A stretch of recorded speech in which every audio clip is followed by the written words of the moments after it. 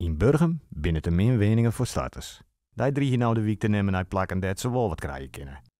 Na je weken presenteert de initiatiefgroep Burgum 2040 daarom een plan om de leger in tjin te gaan. Wij hebben heel duidelijk cijfers op papier dat er een heel grote groep jeugd is die zei van wie wil heel graag in Burgum blijven. Als we nou op korte termijn niks doen, dan zal de jeugd op plak zitten. Die gaat naar Ljouwert of naar Greens of in de omringende dorpen.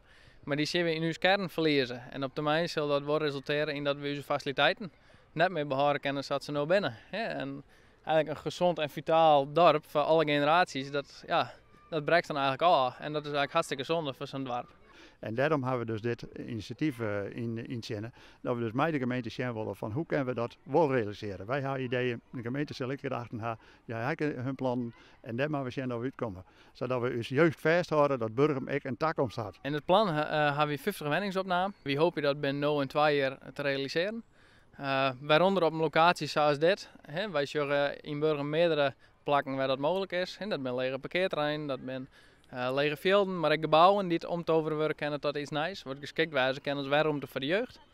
En daar willen we gewoon heel concrete voorbeelden met creatieve oplossingen iets van mij. We hadden na weken dat hebben we dat burgerinitiatief in het water in het podium. Thomas en Jan in het gemeentehuis.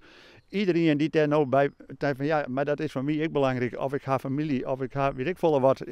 Je staat ook achter. Je moet er iets met, want we moeten Burgum levendig houden. Kom alsjeblieft naar het gemeentehuis en laat je hem gezegd zijn. Want hoe duidelijker dat het is dat we dus net alleen wij dat probleem signaleren, maar dat heel Burgum dat doet, hoe beter dat het is, hoe duidelijker dat het is.